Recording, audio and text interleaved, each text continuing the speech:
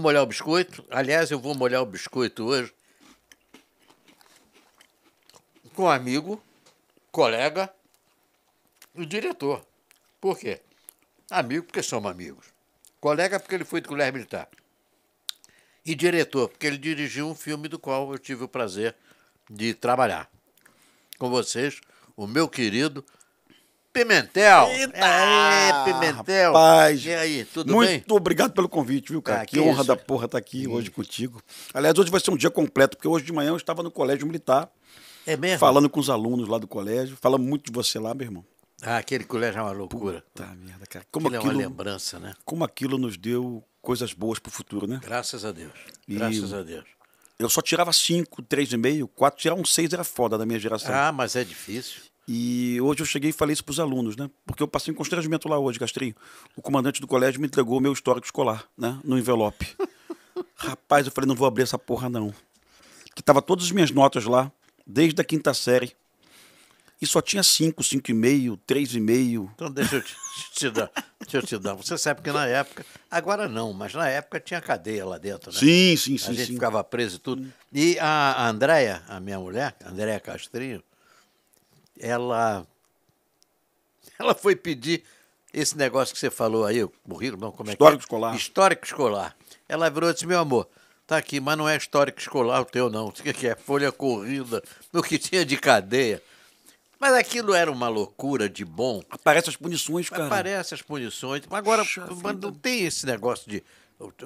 Ah, isso daí era bullying. Bullying o cacete. Isso era uma realidade. A gente fazia errado, tinha que pagar. E pagava como? Ficava numa sala lendo, estudando. Era detenção. Detenção. Ficava Detenção. lendo, estudando. Aluno, está olhando para o lado? Ah, não, senhor, tudo bem. Sabe?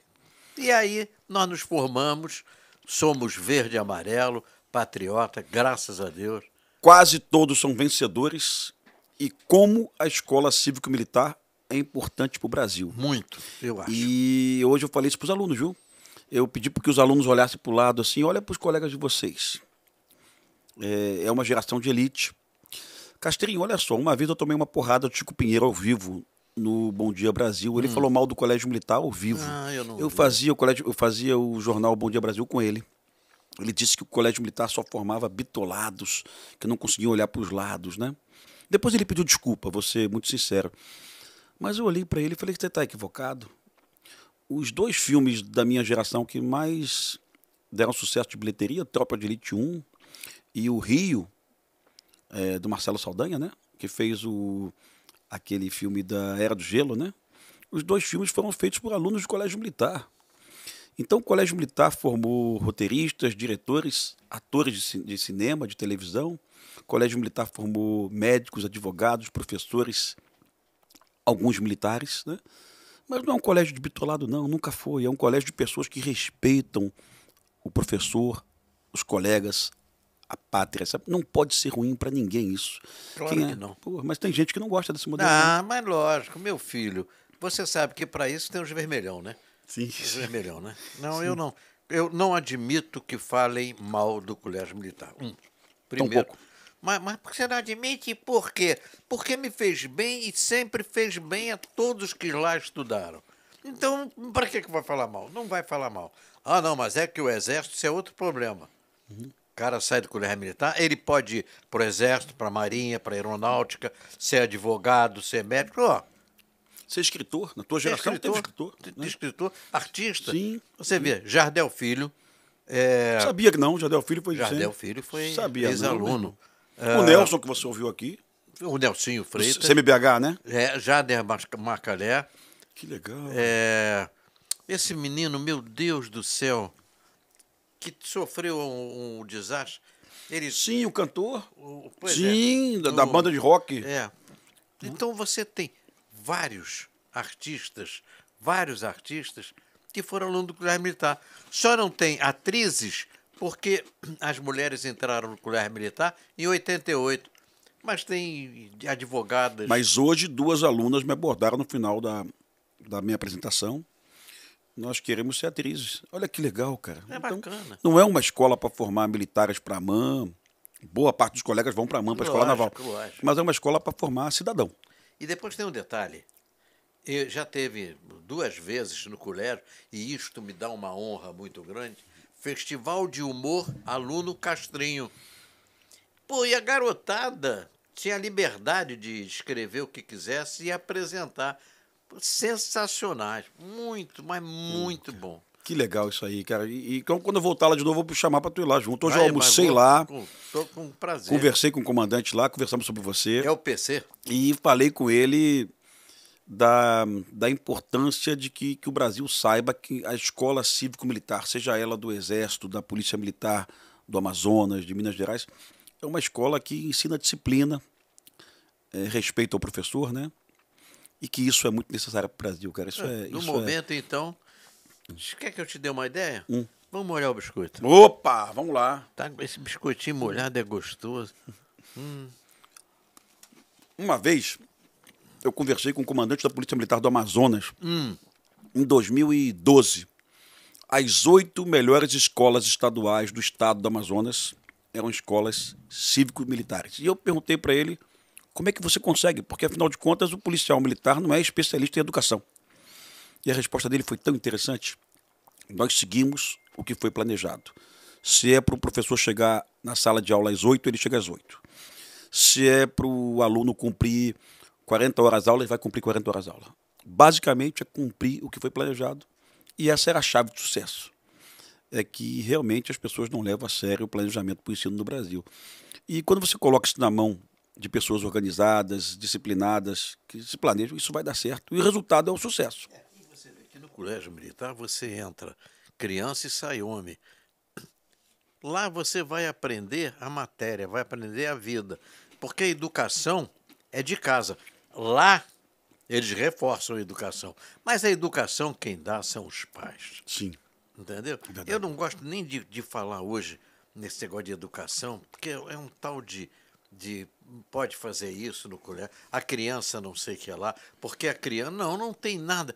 Não modifiquem a vida que o homem lá de cima fez. Criança é criança, adolescente é adolescente, adulto é adulto e velho é velho. Sim. Mas eu posso, algum tipo de valor? Eu lembrei do meu comandante do Colégio Militar de Brasília. Você vai lembrar o nome dele, que ele foi comandante militar do Leste, foi presidente do Clube Militar. General Luiz Gonzaga Schroeder Lessa. Ele comandava o Colégio Militar de Brasília, eu tinha 11 anos de idade. A minha turma era 505. O expediente, a aula terminava meio-dia e 40. O primeiro tempo de aula começava às 6h40. Não era 7, não. 6h40. 6h40. E o último tempo terminava meio-dia e 40. 6 horas de aula. Ninguém tinha isso no Brasil. E quando a aula terminava, ele passava nas salas de aula, ele olhava para a sala de aula está suja. A turma 505 não vai para casa. Ela só vai para casa depois da faxina. E a gente só saía do colégio às 2h da tarde, depois que a nossa turma arrumava lá rodo, pano e limpava a sala todinha. Não é possível que alguém possa achar isso errado. O resultado disso é que a sala estava sempre limpa.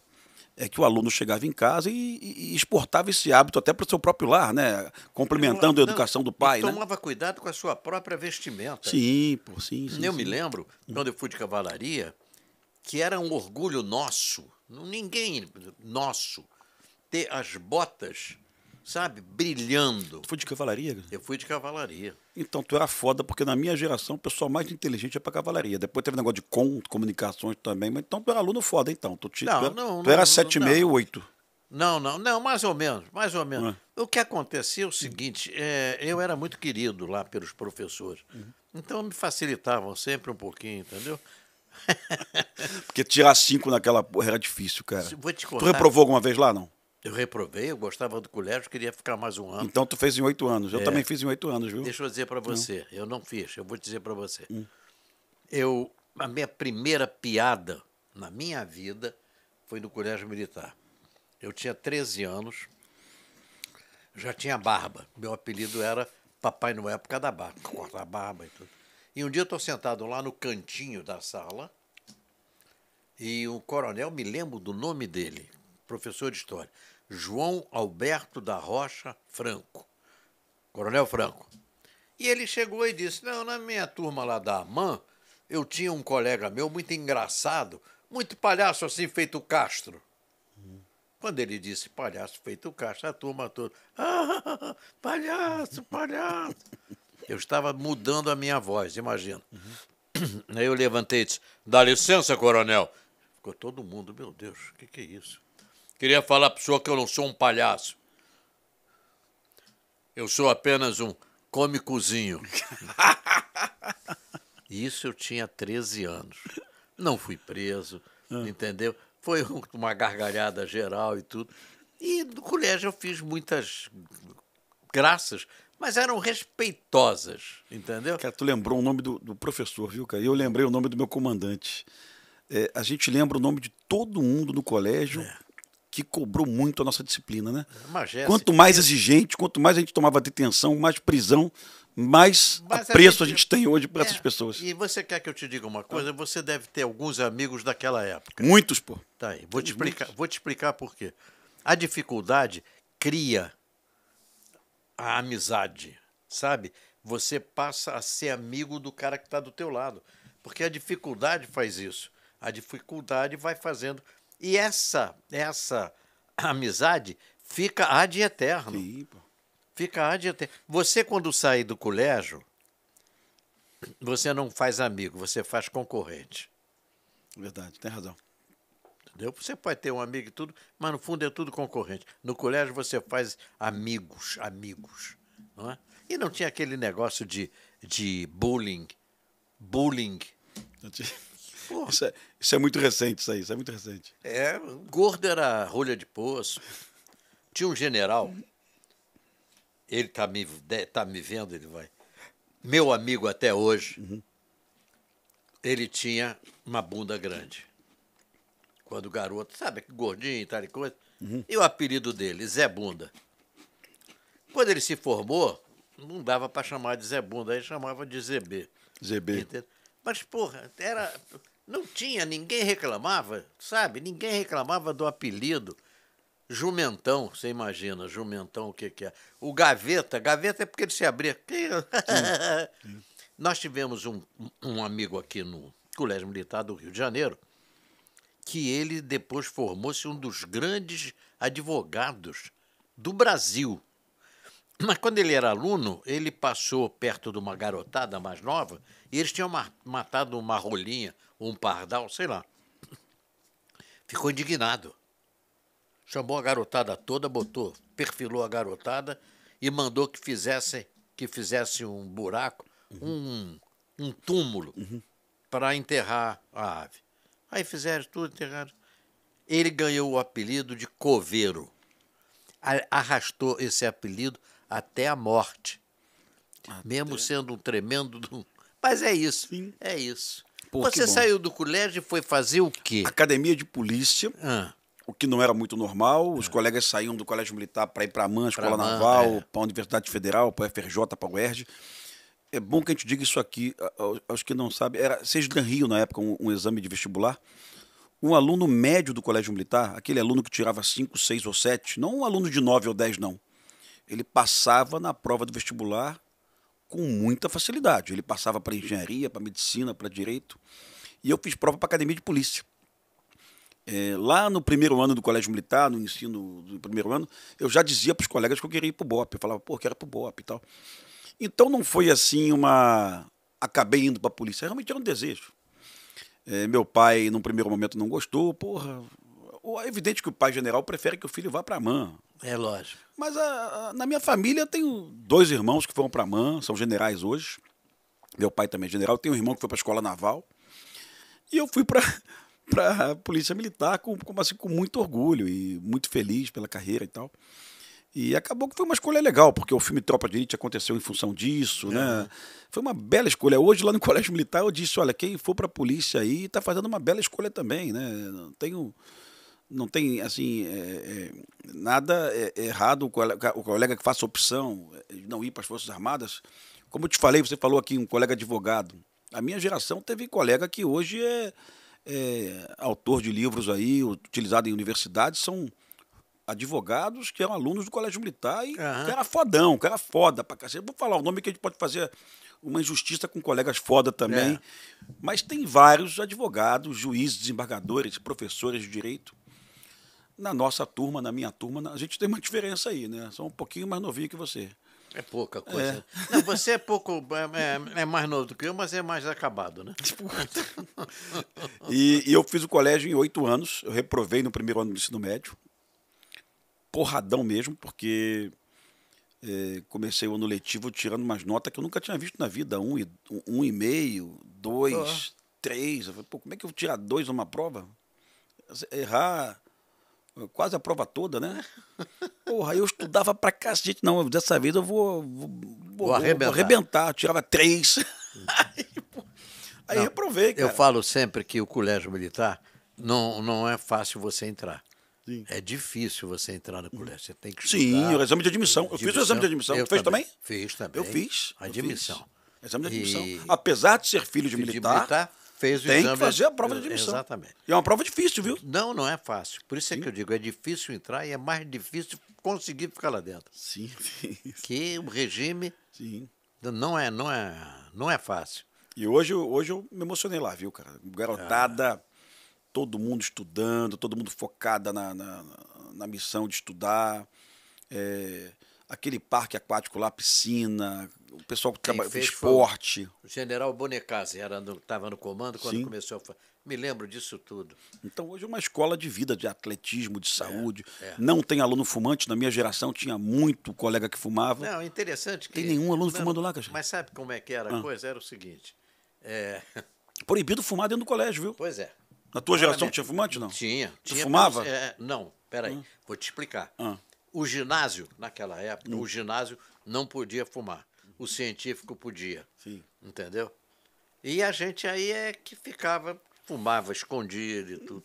Eu preparava umas bombas de retardo que não tinha cigarro com filtro na minha época. Sim.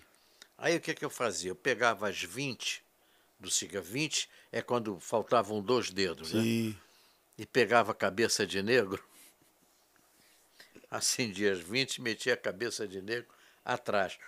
O cigarro não apagava, ele continuava. Então eu pedia, não, posso ir ao banheiro? Peraí, cara, vai o recreio já. Eu digo, mas eu estou apertando. Aí eu saía assim 10 minutos antes do recreio, preparava as bombas de retardo, deixava no recreio lá dentro do banheiro. O colega ia pegar aquela porra depois? Não, pegar nada. O colega ia se servir lá e tudo aquilo estourava. Ninguém que saía nu lá de dentro. Tu contou uma história aqui agora que até hoje é assim, eu fiz questão de perguntar. Você falou, pedia permissão para ir ao banheiro. Até hoje é assim. Graças a Deus. O aluno, ele levanta a mão, professor. Porque o professor está no meio de uma explicação. É desrespeitoso você abandonar aquela... Lógico. No meio. E a outra coisa que é muito legal é que na 5ª série, com 10 anos de idade, entra o professor e o chefe de turma, turma de pé, turma sentido, e apresenta a turma para o professor. Isso quebra aquela informalidade, que cria um ambiente formal. Exato. De respeito. De respeito, de atenção. De muita atenção, de muito respeito. Por favor, isso podia ser utilizado em qualquer lugar, cara. Isso é muito legal. Eu acho que disciplina é uma coisa que você tem que ter desde o seu primeiro... quando você respira. Tem que ter disciplina. Sim. Se você não tiver disciplina na sua vida, você não vai fazer nada direito. E Castrinho, sabe qual é uma mentira também? Talvez na tua geração não, mas eu tive professor de esquerda no colégio militar, viu? Mais de um. Eu tive professores, geralmente essas matérias de humanas, né? Geografia, história, sabe? E que tranquilo, né?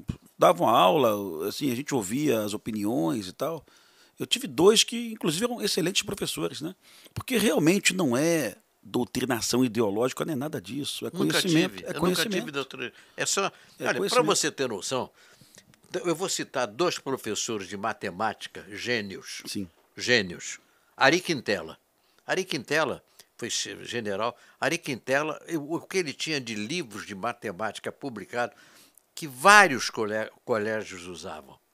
E tem um outro, que eu vou dar só o nome que eu me lembro dele, escreveu um livro maravilhoso chamado O Homem que Calculava, Ih, livraço, meu irmão. Livraço. que é o Malbataan. Foi Sim. professor de Eu matemática. não sabia disso, cara. Porque eu dei esse livro de presente pro meu filho, Pois cara. é. É um livro maravilhoso, Entendeu? cara. Então tinha esses Que latim. história legal, cara. Eu não sabia disso, Latim. não. Não, eu nunca me Mas senti. tu reprovou em quê? Tu não falou em que tu reprovou quê? até hoje. Tu reprovou em quê? Latim. Latim era Não, mas logo. quando tu reprovou no colégio militar, foi em que matéria?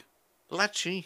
Tu reprovou em latim, cara. Sancta Elizabeth Regina Lusitana portabatis portulas feminis famelicis. Sed Elizabeth era sponsa persone avare qui non dabatis portulas e proibea Elizabeth. Eu tive que decorar para passar no outro ano. É mesmo, cara? Não, o latim era difícil. Na minha época, latim era difícil. Hoje, eu acho até que hoje nem precisava tanto do latim, Sim. porque com a comunicação que existe, você aprende até no seu celular. Você aprende mais Eu rápido. reprovei em matemática, cara. É. E eu reprovei em matemática. Também tinha uma matéria difícil. Aliás, matemática no colégio militar, até a década de 90, a gente aprendia cálculo 1, limite e derivada. Quem fosse para a faculdade de engenharia já tinha o cálculo 1. Tu aprendeu essa porra no colégio militar, limite e derivada? Aprendi, mas já esqueci. E aí, mas eu contei hoje pro comandante do colégio, o PC, eu contei para ele o seguinte, que eu saí do colégio militar, reprovei em matemática, depois eu passei na prova de recuperação, né? Uns 10 anos depois eu fui fazer um curso na Brigada Militar Gaúcha, no Rio Grande do Sul. Um curso de negociação, eu era do BOP, e eu estava no aeroporto Salgado Filho de manhã, esperando o avião para voltar para o Rio de Janeiro, acompanhado de um colega do BOP. E estava passando o telecurso 2º grau na televisão. Uma aula de inequações. 5 da manhã, eu tinha tomado um café no aeroporto, comecei a chorar. Aí o colega falou, Pimentel, você está chorando? Eu falei, que finalmente eu entendi essa porra. Eu nunca tinha entendido até então. Eu passava na prova de sair decorando, né? Às vezes a tua idade não... A gente não tem maturidade para prestar atenção naquela porra, né? Inclusive que naquela época, você é mais novo do que eu, mas de qualquer maneira... Pouca coisa. Pegou na época que nós não tínhamos essa facilidade de comunicação Sim. que você tem hoje. Você hoje... a minha mulher, por exemplo, a Andréia, ela vai dirigindo e diz assim, ok, Google. É até acostumar. Me liga para fulano de tal. Daqui a pouco o telefone toca. Alô, oi, como é que você está? Dirigindo, ela não desvia o olhar, não desvia atenção nenhuma. Quer dizer, hoje está assim, ok, Google, me liga para fulano. Sabe, tá um negócio... Não sei nem usar essa porra. Não uso recurso nenhum. Eu sei usar, uso mal, entendeu? Eu uso o celular como o telefone. Vamos molhar o biscoito. Já molhei, estou guardando vamos para você aí. Vou molhar o Que biscoito. coisa boa. Isso aqui me repete a infância também, viu? Que eu não comi isso aqui desde moleque. Isso aqui tá bom pra cacete. É muito gostoso. Cote maisena, um cafezinho. E depois de... Deixa eu te contar um lance aqui. Da polícia. Eu já tinha uma mania lá de botar alguma coisa no papel. Você voltava das operações, você fazia um livro de parte contando a operação. Em algum momento, eu tinha muitas histórias do BOP, eu comecei a procurar diretores. Ninguém topava fazer um filme sobre polícia no Brasil. Os diretores no Brasil não gostam de filmes policiais, é verdade, é fato. O herói não pode ser policial nunca. Zé Padilha fez um documentário, Ônibus 174, eu trabalhei com ele como coprodutor do documentário, e o Zé Padilha topou fazer esse filme. Zé Padilha está hoje em Hollywood, né? Zé Padilha nunca tinha dirigido um longa na vida. O primeiro longa que o Zé Padilha dirigiu foi Tropa de Elite. Não, Tropa de Elite. O 174 é documentário, né? E aquilo foi um sucesso. Não de bilheteria, tá? Porque muita a pirataria fudeu a gente, viu, irmão? E não foi nada de planejado, não, pelo amor de Deus. Zé Padilha não vai jogar na rua um filme que ele fez. Foi realmente um rapaz de uma empresa de legenda, Dreymark Legendas, Eu me lembro que o Zé Padilha chegou a mostrar isso na televisão. Sim. Tu comprou o pirata? Comprou um pirata. Você comprou o pirata, você não, né? Não. Tu esperou no cinema? É. Beleza, irmão. Beleza. Parabéns, hein? Não. Não vejo. Eu tenho que respeitar a minha profissão, Sim. que é mais Porque ou alguns menos colegas seus não isso. respeitaram, não, viu? Não. Aí Inclusive, o ministro da Cultura fez uma sessão na casa dele eu me lá lembro, eu e me foi lembro. desmoralizado pelo Zé Padilha. Zé Padilha invadiu a Eu sessão. me lembro que eu quero Me pegar meu dá o meu filme. DVD. Meu Isso aí é DVD. meu, isso me pertence. Ainda mais um cara que pega dinheiro todo mês do ECAD, né? Então ele tem que defender a Exatamente. propriedade intelectual, né? Mas é um Mas cara de pau, né? não é O só que cara vale é, para ele não vale para isso. ele não vale isso. Nem para ele, nem para a família. Não vou falar o nome dele, não. Não, para E falar o nome dele. Mas isso foi público. O Zé Padilha invadiu a casa dele, me Eu me lembro comunicou. disso. Porque foi eu que falei pro Zé Padilha. Falei, Zé, vai ter uma sessão lá, na casa do ministro, né? Eu fiquei sabendo através de um cantor também muito famoso que falou para mim que ia lá assistir o filme. E o Zé Padilha foi lá, resgatou aquela porra. E o filme fez 3 milhões de bilheteria. Foi o melhor filme do ano em bilheteria, né? E muita gente disse assim, o nome disso é Sorte de Principiante. Tá bom. Aí fizemos Tropa de Elite 2. Também de novo, sorte de principiante. 12 milhões de espectadores. Então deixa eu dizer para esse pessoal que diz que é sorte de principiante, que é o seguinte. Hoje, eu acho que hoje em tudo que é carreira, 10% é talento e 90% é sorte. O que tem de nego que não tem talento na televisão, no cinema, hoje, mas deu sorte, tá entendendo? E tá rico aí, enfim. É o tal negócio. Então vamos falar desse lado teu artístico. Tá certo, tá ligado à política, tá ligado à polícia.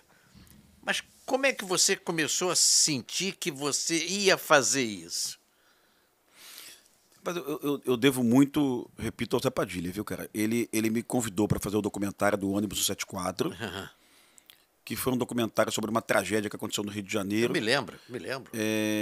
O documentário, ele equilibrava, ele não colocava culpa na polícia de forma alguma. E o documentário ganhou um prêmio, o Emmy, de melhor documentário do ano, um prêmio americano muito prestigiado, né? Aí depois o Zé Padilha falou, cara, vamos fazer o Tropa de Elite, porque eu insistia com o Zé Padilha em fazer um filme sobre o BOPE, né? Outros diretores não queriam fazer, Zé Padilha topou. E fizemos o Tropa de Elite, sucesso, como eu te disse. Aí depois o 2. Aí depois eu comecei a rabiscar argumentos, né? Só para quem está nos vendo, nem todo mundo conhece. Sinopse, argumento e roteiro. Tá? Sinopse é uma historinha pequenininha, um argumento um pouco maior, roteiro é a história pronta para ser filmada. Eu fiz alguns cursos de roteiro. O Zé Padilha me deu um livro de roteiro de presente do Sid Field, ensinando a fazer roteiro. Eu era vizinho de porta do Doc Comparato, que você conhece, Lembro. que é um cardiologista e roteirista, que fez excelentes novelas na Rede Globo e séries na Rede Globo também. E o Doc uma vez me deu o livro dele de presente, que é um livro do roteiro à cena, livraço também. Eu tenho esse livro até hoje. E começamos a estudar isso tudo e montamos o roteiro do Tropa de Elite em poucas semanas. O filme vingou. Hoje, a minha esposa me perguntou antes de vir para cá, ei, vai sair dessa coisa de polícia e tal? Eu já estou saindo, eu te falei, eu fiz um argumento sobre um carioca que compra uma ambulância para fugir do trânsito. Tomei um baita de um susto agora, tu falou para mim que já conhecia essa história, porra. Não é que eu conhecia a história. Já houve isso. Porra, que Eu história conheci espetacular, cara. duas pessoas. Compraram ambulância. Compraram ambulância. Dizem, foi um que era dono de uma rede de loja de eletrodoméstico e tudo, que ele comprou ambulância e ia para o trabalho de ambulância, multava. Sensacional, meu irmão. Eu acho a ideia. Mas eu vou puxar para comédia, viu? Eu vou puxar para comédia. Mas é lógico. E esse cara compra ambulância e ele foge do trânsito e a vida dele começa a mudar para melhor, porque ele chega 1h30 mais cedo em casa, acorda mais tarde para ir para o trabalho, né? Descobre que é corno, porque ele chega em casa muito cedo e pega o cara com a mulher dele. Um dia a polícia para ele na rodovia para pedir para ele socorrer uma ciclista, descobre que a ambulância dele era fajuta. E eu desenvolvi esse argumento aí, ideia de um amigo meu, já transformei em roteiro e já apresentei. O Brasil, se você realizar roteiros assim baratos para filmar, você consegue oferecer. Se você fizer um roteiro de um filme de época caríssimo, é difícil mesmo. Você sabe disso. Porque não existe dinheiro para certas. Lógico. É meia dúzia de produtores e distribuidores aí que conseguem dinheiro com muita facilidade. Eu, por exemplo, eu peguei o Inácio Coqueiro, que você conhece, um Sim, grande sim. diretor, inclusive já esteve aqui comigo. Nós estamos escrevendo as histórias, ou a história de todas as fortalezas do país, porque a história do Brasil passa por essas Coimbra? fortalezas. Todas. Forte todas. Coimbra, que lindo, hein, cara? Todos fortes. Os daqui que a gente conhece aqui, porque todas as fortalezas do Brasil. Tu olha aquilo, como é que o português fez isso? Pois é. Em 1600, né? Pedra. Não tinha pedra, era, sei lá, baleia com óleo de baleia. Enfim. Aí tu vai todas, São João. Todas. Porque o Brasil, ele se formou. Cara, que legal, documentário isso? É um documentário. Mas e o dinheiro para fazer isso? Aí é a questão quando eu bato no financiamento público de cinema. Pô, Pimentel, você virou um neoliberal. Não é nada disso. Vamos lá. Eu aceito recurso público no cinema, desde que ele seja distribuído de forma honesta e justa, que todos possam receber.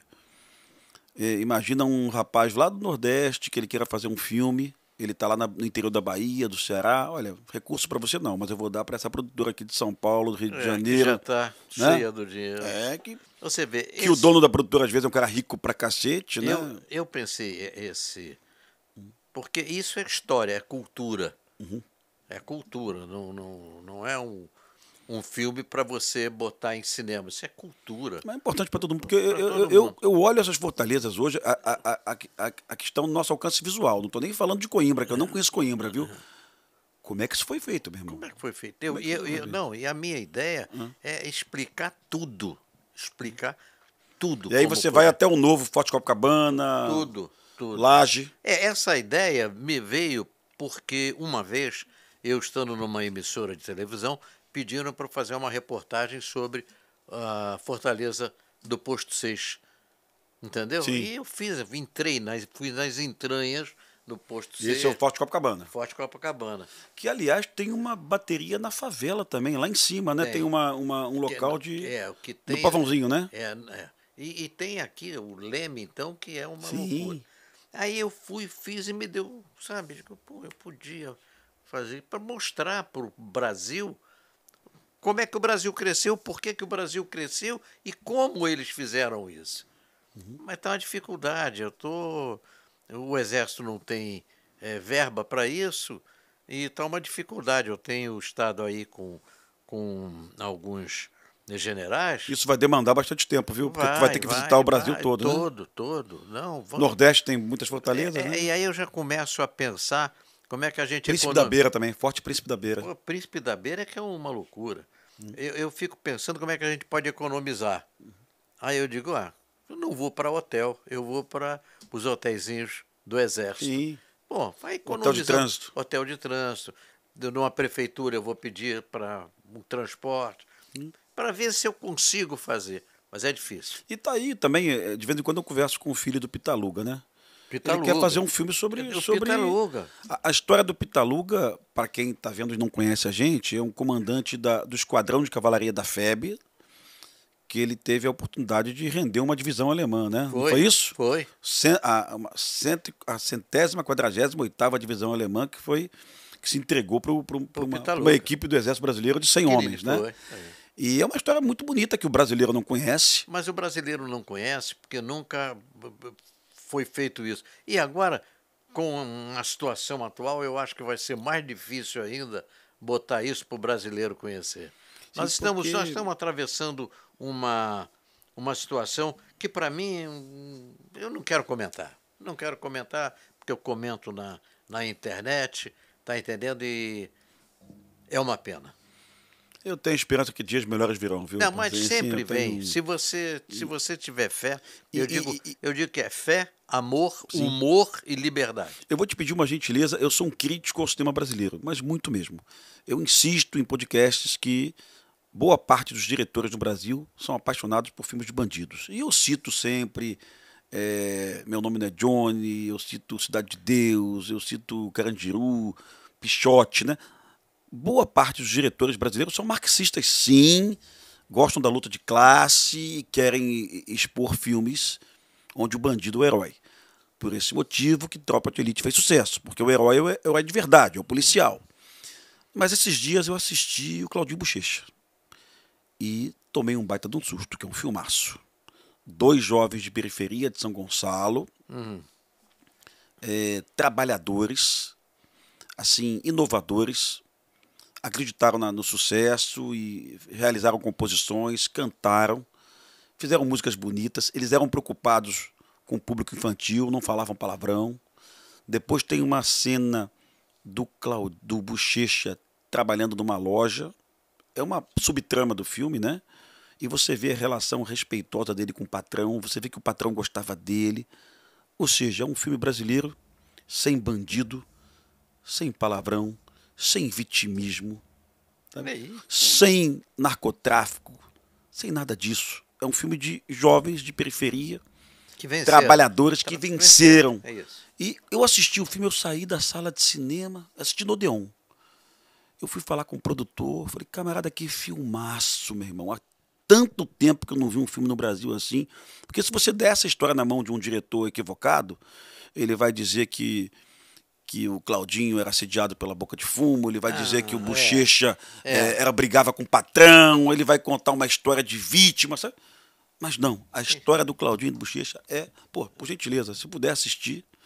E depois, se você puder chamar o diretor aqui, rapaz, eu fiquei impressionado. Eu não conhecia o diretor, cara. Eu conheci o produtor, que era o Léo. E tá em 600 salas, viu? Então, é bem provável que Claudinho Bochecha vire um sucesso aí, viu? E vem um outro filme, você falou em filme, vem um outro filme aí que eu acho que vai ser muito bom. Qual? A história do Mussum. Ih, rapaz, já tô esperando isso. Não é? Deve ser muito bom. Puxa eu me vida. dava muito bem com. Aliás, o Gugu, o Sandro, o Gugu diz que não atrapalhado, não vou lá, mas você vai ver aqui comigo. Eu peguei o. Tu conheceu bem Mussum, cara? Porra. Mussum, eu levei o Mussum. Eu tinha um casebre em Angra dos Reis, um casebre, casinha de pescador pequenininha. Peguei o Mussum, a esposa e o Sandro, que era o menorzinho, e hospedei ele lá em casa. Daí ele depois comprou uma belíssima casa lá em Angra. E eu me dava muito bem com o Mussum. Eu chamava ele pelos apelidos, que ele ficava maluco, tá entendendo? Mas é gozado que ele foi morrer do problema do coração, que o coração dele era um dos maiores corações. Tem previsão para esse filme aí, cara? Tem previsão pro filme? Dia 30. Dia 30 vai ser lançado, se não me engano, no Barra. Sei, aquele primeiro. Sim. Enfim, vai sair no jornal e tudo, eu estou até. Mas chama o diretor aqui, cara. Quem é o diretor? Eu não sei ainda, porque me passaram. Olha, Castrinho, nós vamos mandar um convite para você dia 30. Eu pensei que fosse até agora, mas não é. É dia 30 de dezembro. Então, a gente estava falando em filme, eu me lembrei disso. Pô, cara, que bela notícia que você me falou. Não, aqui. E você hoje você se dedica bastante ao cinema. Sim. Muita palestra pelo Brasil e cinema. Eu tenho até uma amiga minha que tem umas histórias maravilhosas, que você conhece as histórias dela. Eu estou ali com ela, eu digo para ela, faz foco aí na história. Ela, entendeu? E que daqui a pouco você, com certeza, estará... Cara, tomara que vingue. É uma amiga nossa com histórias maravilhosas. Ela é procuradora de justiça. Não vou falar o nome dela não, coitada. Não. Mas são histórias... Até hoje o brasileiro não sabe o que um promotor faz. Como que eles se empenham para promover a justiça, né? Então, são histórias bem legais e estou guardando o roteiro aí. Agora, qual é a dificuldade do Brasil? É uma panelinha que tem acesso a quase todo o recurso público do Fundo Setorial do Audiovisual, do FSA, não é da Lei Rouanet, as pessoas confundem. Lei Rouanet é para teatro e espetáculo, é Fundo Setorial do Audiovisual.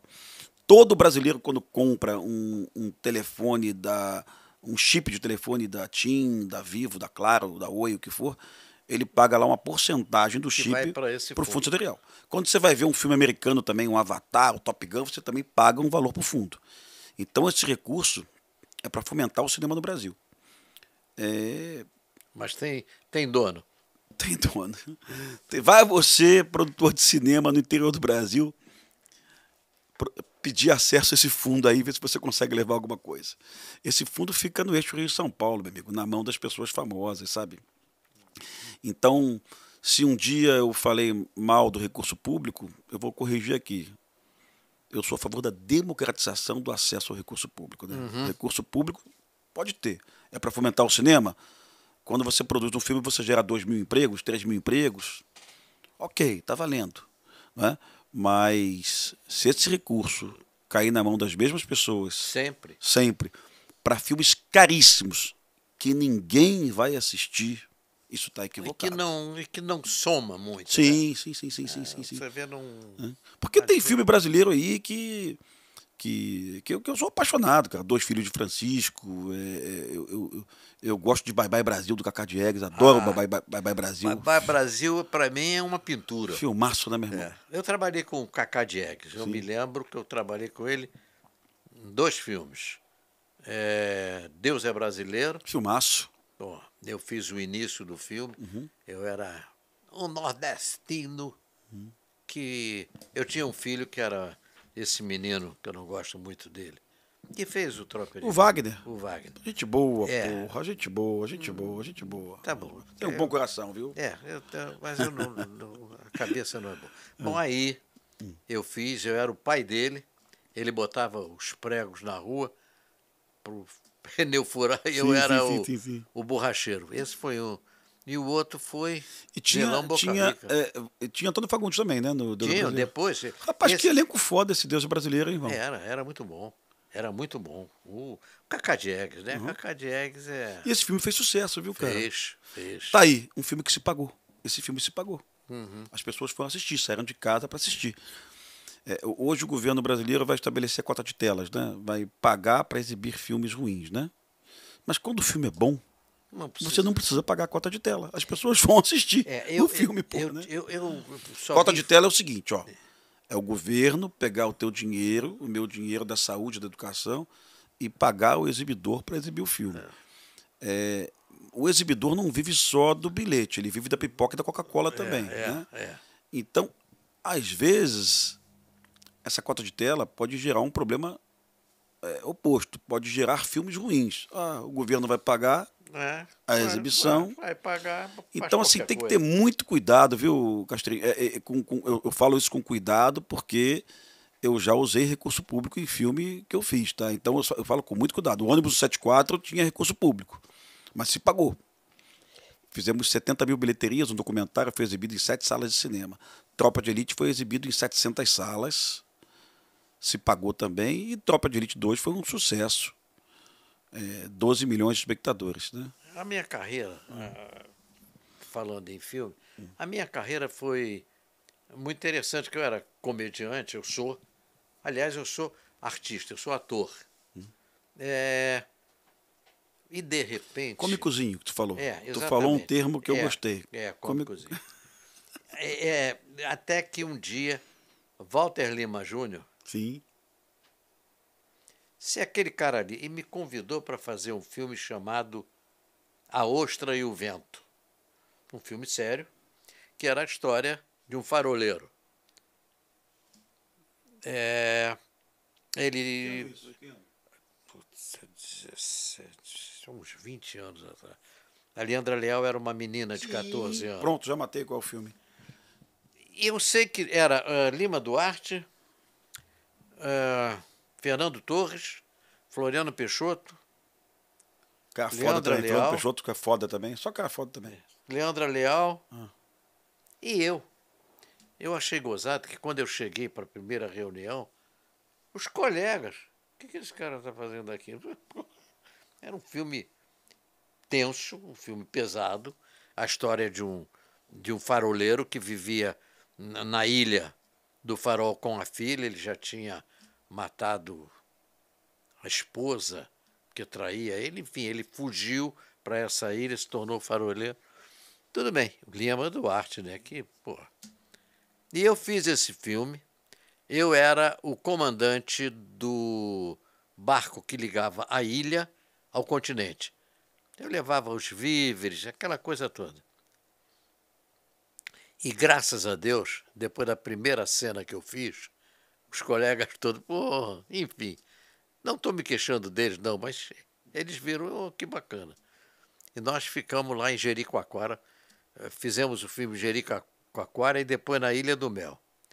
Depois que eu fiz esse filme, eu fui convidado para outros filmes. Porque aí disseram, não, Castrinho. Que bacana, cara. E após isso, há 17 anos atrás, o diretor de elenco da TV Record na época, Luizinho Luiz, que está agora com sucesso muito grande com a Beth Zalkman, fazendo. Ela está fazendo um monólogo maravilhoso. Beth Zalkman, vocês vão ver. O Luizinho disse, Castrinho, aqui é da Record, queria convidar para fazer novela. Eu digo, vou. Não imagina. Aí eu fui fazer novela. Fez o Judeu nessa novela agora. Não, esse foi outra novela. A primeira foi... foi até uma comédia, eu fazia um delegado de polícia que tinha peruca, ele tinha 3 perucas. Eu bolei as 3 perucas. Uma peruca curtinha, e dizer, pô, cabelo cortei ontem com a peruca curtinha. Aí passava um tempo, ele botava uma peruca média, disse, meu cabelo está crescendo, tá entendendo? Depois ele botava uma peruca, preciso cortar o cabelo. Aí voltava para a peruca. Era aqui na Record. Quem dirigiu foi o Spinello. Mas só o fato de ter uma peruca já era uma caricato. O cara já te chamou porque você tem uma... É lógico. Você tem um caminho para comédia. Eu criei esse negócio. Depois eu fiz uma outra novela com a Maria Cláudia, aquela que teve problema de garganta. Sim, sim. Linda, Maria Cláudia. Eu fazia um mordomo meio bichona, mas que não deixaram eu crescer. Era interessante a história, porque eu era mordomo dela, ela me adorava, ela era uma atriz, e chegava sábado e domingo, ela me liberava e eu fazia uma drag queen, mas não deixaram eu fazer a drag queen. Não deixar, enfim. Depois o Inácio, isso também foi com o Spinello. Depois o Inácio Coqueiro virou para mim e disse, vai fazer minha novela. Eu digo, vou, o que é que eu faço? Enfim, eu fiz um bicheiro numa novela chamada Poder Paralelo. Lembro também. Do cacete. Não deixaram eu evoluir, porque ele era bicheiro e era dono de uma produtora de filmes pornográficos. Enfim, mas eu fiz... Mas todos esses tinham uma questão de comédia. De comédia. Até que eu fiz Zaqueu, que era... Sim. Zaqueu foi um episódio só, que era seríssimo. Depois eu fiz esse judeu, Oziel. Sim. Que eu comecei, foi Apocalipse. Eu comecei esse judeu com 50 anos, eu já tinha 70. Sério, você teve que fazer cirurgia de fimose para fazer o papel, não é verdade mesmo isso aí, cara? Não, quiseram fazer. Mas eu sentia tanto prazer que eles pararam. E aí eu fiz Oziel, fiz com a Beth Zalkman. Sim. Que ela fazia a minha esposa. Mas o cara já te pediu, ele pediu para você, ele te chamou porque você tem essa questão da comédia, cara? Não, chamou, em princípio sim, nas primeiras novelas. Mas tu ficou estereotipado para diretor como cara de comédia? Não. Não, né? Não. Aliás, eu tive um problema na TV Record que resolveram fazer a escolinha do Gugu. Sim. E eu já tinha feito a escolinha do barulho, aí quiseram que eu fizesse a escolinha do Gugu. Eu pedi para não fazer, porque eu estava na linha. Já queria desmobilizar. Exato. Mas aí o diretor, eu não gosto de falar mal não, mas enfim. Que isso aconteceu com o Jim Carrey, né, cara? Todo mundo acha que ele é comediante. E o cara faz filme... Faz filme sério. Sério, porra. E aí o diretor fez uma fofoca com a alta direção lá de São Paulo e me mandaram embora da Record. Eu fiquei 7 meses, 8 meses fora da Record. Com o diretor daqui também, do Rio também. Enfim, essas coisas. Sim. Depois o diretor que entrou, eu soube de tudo me contratou e eu continuei trabalhando, fazendo todas essas novelas que eu falei para você. Mas é para mostrar para você que o ator é ator. Versátil. Não, é que o Chico Anísio era um tremendo de um ator. Tremendo de um ator. O Chico Anísio era um tremendo de um ator. E eu conheci vários colegas meus que não são só de comédia, eles fazem drama. Cara, tem gente que tá. Eu tenho 52 anos, tu tem 80. E três. E 3. Faço agora atenção, hein? Atenção, dia 17 de outubro, eu completo 83 anos de idade e estou fazendo 64 de carreira. Putz, então tem gente que está vendo aqui, o Davi que está vendo a gente ali, está na mesa ali, ele não viu Alberto Roberto. Não, Cara, se ele parar um dia da vida dele, para ver. baixar no YouTube lá, ele vai ver, Alberto ele vai Roberto. rir pra cacete, meu irmão. Muito bom. Porra, acho que o Anísio era foda pra cacete. É gênio. Gênio, né, cara? Gênio. Chico era gênio. Ficou com o Chico Cid anos e anos na quinta-feira à noite na Rede Globo. Depois Chico Anísio Show também, né? É. E Depois a escolinha. Escolinha. Aí um porra. dia a Globo achou que ele era velho e botou ele na geladeira. Ele podia, eu já falei isso, vou repetir, ele podia ter vivido mais alguns anos. Mas puseram o Chico na geladeira. E Sabe, essa geração de 20 anos de idade, 25, 30 anos de idade, não sabe Não que, sabe, não sabe. não sabe que é o Alberto Roberto. Não sabe. 30, 35. A partir dos 40, talvez eles comecem a lembrar. Tintones, lembra Tintones? Tintones, não. Porra, Tintones. Hoje não passaria Tintones, Não, né? Mas você Tintones vê, era eu demais. fazia um quadro com o Chico, que foi um sucesso absoluto, que era Meu Garoto! Meu pai. Pois é, eu fazia isso, foi um sucesso. Eu fiz boneco do Cascatinha, Sim. fiz revistas do Cascatinha. Eu até me independi um pouco do Chico com o Cascatinha. Sim. Entendeu? Mas era o Chico ali comigo. A criação era dele, na escolinha, o Geraldo, Sim. o Chico Anísio com ele. Entendeu? Que bacana E aquilo. depois era um respeito. O Chico era. O Chico era o Chico. Eu soube de uma coisa gozada, é que essa curva que deram nome para ele, Curva Chico Anísio aqui na Barra, Sim. uma vez eu disse, pô, tanto lugar bacana para dar o nome dele. Aí eu soube que foi ele que escolheu. Em vida, ele escolheu.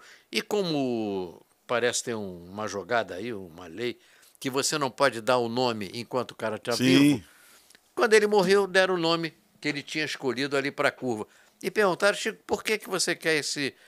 Porque é uma curva que não acaba nunca, eu não vou acabar nunca. Sensacional. Tá? Uma coisa assim. E o Chico era gênio, era... Aliás, hoje, na televisão passada, nós tínhamos vários gênios.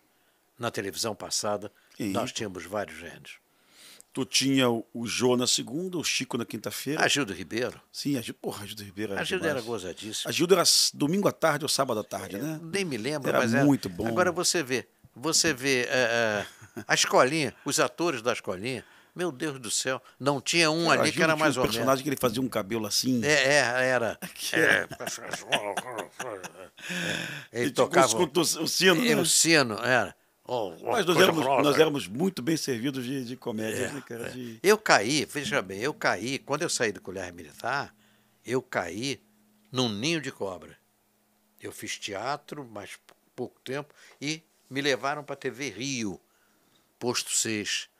Tinha um programa chamado Noites Cariocas, depois veio o Riso é o Limite. Tu saiu do colégio militar para ser teatro. ator imediatamente? Imediatamente.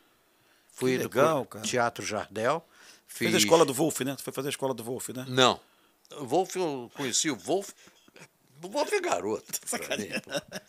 Eu fui da escola. Mas tu começou do teatro, depois para televisão. Fiz teatro aqui, depois fiz boate. Eu trabalhei com Ari Barroso. Eu falo sempre. Que legal, cara. Fiz boate, o show do Ari Barroso. Fui a São Paulo fazer mais um teatro de revista. Quando eu voltei, me encaminharam para a TV Rio. Conheci, então, um grande diretor de humor, que na época chamava-se Wilton Franco.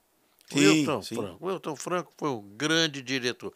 Ele dirigia Chico, eu, Walter Dávila, Ema Dávila, sabe? Era um ninho de cobra. Era um ninho de cobra, tá entendendo? Depois a coisa foi evoluindo, eu fui para a TV Excelsior, enfim, aí caí na Isso TV... na década de Excelsior? 60. 60? Na década de 60 foi a grande TV Excelsior, foi em 60. Depois veio Já na década de 70, a TV Globo entrando e E tudo. quando começa na Rede Globo Os Trapalhões, tu estava com que idade? Ah, quando começa, porque ele veio Domingo, da Tupi. começa domingo Ele eles, veio né? da Tupi. Antes do Fantástico, não era isso? Era. Ele veio da Tupi. Não, ele veio já da TV Rio. Assim, quem começou os Trapalhões foi o Wilton Franco. O Wilton Franco, Ted Boy Sim, Marinho, sim, lembro. Ivon Cury, Sim. entendeu? Depois a coisa evoluiu, né? Eu já, quando eu comecei a prestar atenção em Os Trapalhões, eu tinha 7 anos de idade, 6. Eu gostava demais.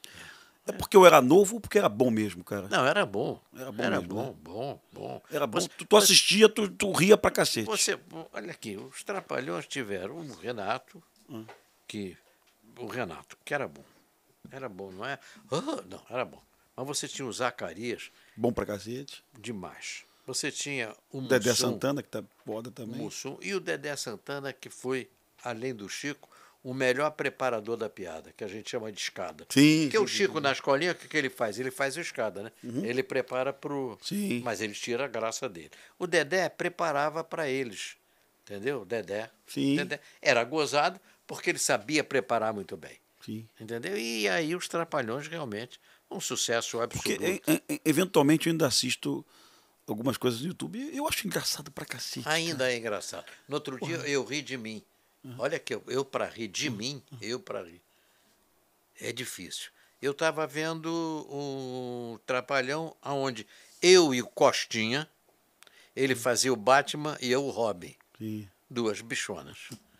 Mas muito engraçado. Tá lá. Você bota Trapalhões, Castrinho e Costinha. Você vai ver, nós fizemos uma cena, os dois, muito engraçado. Mas assim, tu tá sendo injusto aí, porque a bichona é o Robin, viu? O Batman não era bicha, não. Não, o Batman era enrustido. Tu era o quê? Tu era o Robin, tu era o Batman? Eu era o Robin. O Batman era um Costinha Tu de era a Batman. comida do Batman, viu, irmão? Porra, bicho, Aí- mas o Costinha fazendo o Batman, tá entendendo? É um negócio muito gozado. Tem no YouTube essa porra? Tem Eu vou no catar YouTube. essa porra. Vê porque tem no YouTube os Trapalhões, Castrinho e Costinha. Nós trabalhamos juntos. E depois, quando tu viu a evolução, teve Pirata e bem depois Caceta. Tu gostava? Eu gostava. Você Eu gosto vê, muito de TV Pirata, viu, cara? É. TV Pirata eu gosto muito. Também. Caceta também eu gosto, pô. O Caceta e o Planeta teve uma aceitação muito grande. Você tem que analisar tudo, né? Porque eles entraram numa emissora que não admitia falar mal dela e numa política que não admitia mexer com a política.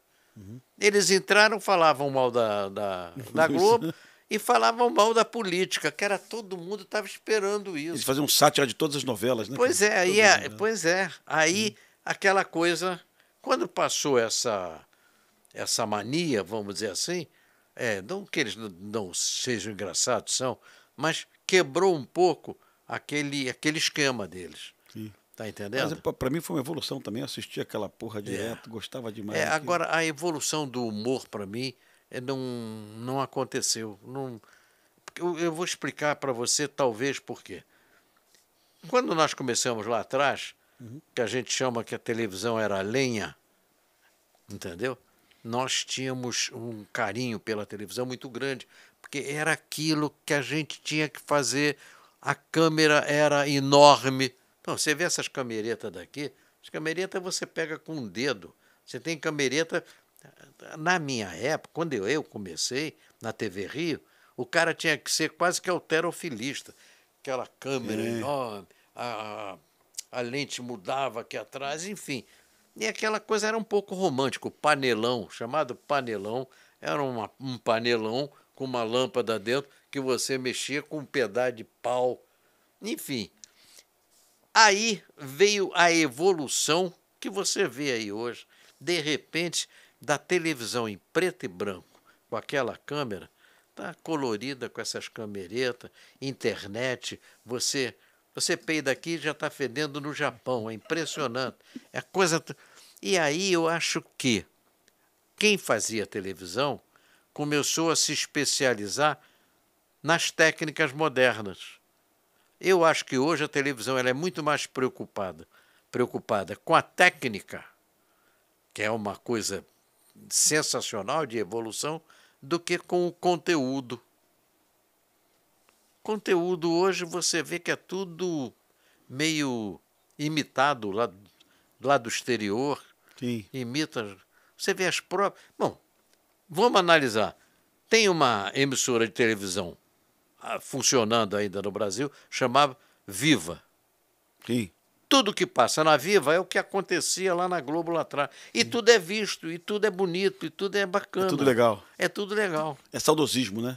Mas não é só o saudosismo, é a qualidade. Sim. A qualidade. Você vê a qualidade, mesmo sem a técnica de hoje, era sensacional. Mas eu consigo assistir hoje, como eu te falei, um Chico Anísio, eu consigo assistir alguma coisa do Jô, lá do Vivo Gordo, né? Uhum. Mas os Trapalhões, eu vi fragmentos, gosto muito também, mas eu não consigo ver a Praça é Nossa, não, sabe? Não é um humor que me atinge, sabe? Assim, lá... Eu vou te explicar. Eu vou te explicar. A Praça é Nossa, ela, durante anos, entendeu? Ela vinha com um esquema que é o esquema do humor. Por exemplo, você tem que sacanear a autoridade. Quem é a autoridade? Na escolinha, a autoridade era o professor. Sim. Você brincava com ele e tudo era gozado. Na vida, quando você brinca com o professor, a autoridade é gozado. Sim. Quando o sacristão brinca com o padre, é gozado.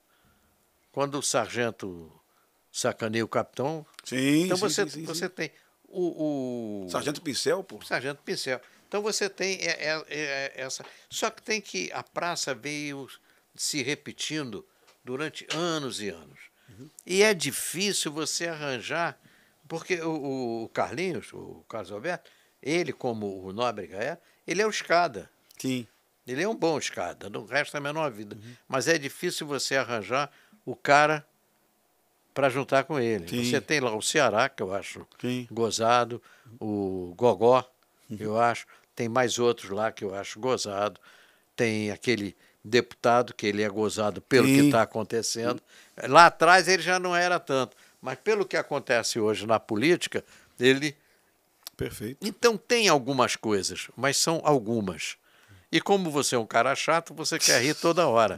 Então tem isso. Mas a escolinha ainda é. Sim. A escolinha não, a praça ainda é um programa que dá para dar risada. Agora tem outros. Agora, Tom Cavalcante eu gosto, viu? Quando eu assisto o Tom Cavalcante no plenário, que ele montou aquele plenário, tipo na Câmara dos Deputados. Mas você gosta porque aquilo é a tuas forras. Sim, sim, sim. É a tuas forras. Você Curte queria... Curte Tom Cavalcante? Curte ele? O Tom Cavalcante, quando veio para o Rio, ele mesmo fala. Ele ficou mal aqui, que não estava contratado aí e tudo. E eu tinha um restaurante nessa época. Eu dizia, Tom, você tem que ir no meu restaurante comer, deixa lá. Então, e ele me agradece até hoje. Eu gosto do Tom. Sim.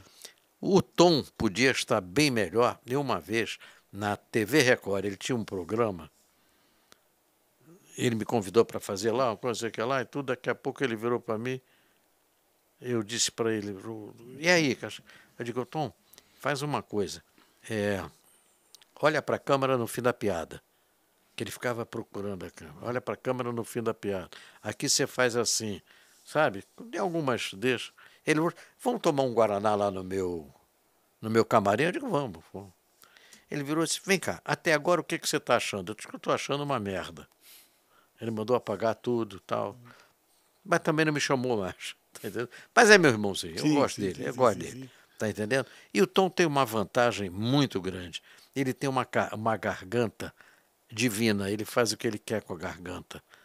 Ele imita todo mundo, tá entendendo? Então, ele pode fazer ainda muita coisa. Sim. Agora, o que eu acho do Tom é que ele precisava ter uma pessoa que dirigisse realmente, não é que agradasse a ele, não. Dirigir ele. Tem certas coisas que ele faz que eu digo, não deixaria ele fazer. Tá entendendo? Eu tenho uma lembrança boa de Sai de Baixo, né? De Caco Antibes ainda, do Tom como porteiro ainda, São coisas que, se tiver no YouTube, eu paro para assistir. Eu gosto de ver, gosto de ver. E o Tom tem isso. Mas o Tom também, ele agora tá mais macio. Sim. O Tom era duro, ele queria ele fazer, ele, sabe? Tudo que tem de novo tu vê? Tu tem tempo, Castanheira, de ver tudo isso novo? Não? Não. Tu viu Porta dos Fundos com frequência? Você Não, viu... com frequência não. Eu vi um espetáculo ou outro. Tem alguns Portas do Fundo que eu não gosto, porque agridem. Sim, Eu não gosto de humor que agride, sabe? sim. Não, mas vai agredir? Não, agredir qualquer um. Entendeu? Eu não gosto. Perfeito isso, viu? Perfeito, viu? Porque tem gente que acha que pode agredir uns e outros não, né? Não. Que é uma sacanagem, Agora, né? eles são bons. Sim. Eles são bons. Sim. Só não são bons totais porque agridem. Sim. Tem outras coisas aí, outros comediantes, que eu gosto muito. Eu vi agora uma peça de teatro, eu não me lembro o nome deles. Sabe, eu também, garotada nova, às vezes nem é tão nova, mas eu não... Entendeu? Fazendo um espetáculo como se ele estivesse no Egito, muito engraçado, muito engraçado. É o mesmo que fez uma vez no Jô Soares, que o cara dizia, não, porque fulano era bom, mas um dia ele teve um AVC e ficou sem um braço. Cara, esse cara é muito bom. Eles são muito bons. E tem alguma coisa que a gente procura. Às vezes, eu vou lá no Canal Brasil e vejo Mazzaropi. Isso não é da minha época, não, mas eu sei que isso foi muito importante para o cinema brasileiro, viu? Muito. Mazzaropi foi talvez um dos caras que mais filme fez. Sim. Aí eu vou lá e vejo filmes da Atlântica, sabe? Com aquela ingenuidade. Mas os filmes são horríveis. Não são horríveis, são ingênuos. Não se podia fazer nada melhor. O cenário era aquilo. A história era aquela, e eles faziam. Mas ainda assim consegue tirar risada em 2023. Exato, você está me entendendo. Então eu vejo essas coisas. Eu gosto de ver comédia. Gosto, não. Está faltando um pouco de comédia. Cara, as pessoas vão ver a gente aqui, Pimentel e Castanheira, estão falando de coisas que a gente nunca ouviu falar. Porque tem gente. Meu filho não conhece Mazzaropi, meu irmão. Não. Meu filho não conhece. Não conhece Meu filho não conhece Rony de Golias. Não conhece Golias, não conhece Oscarito, não conhece Grande Otelo. Eu hoje saio na rua, as pessoas com 40 e poucos anos é que se lembram do Balão Mágico. Sim, porra. De vez em quando um diz, escolinha.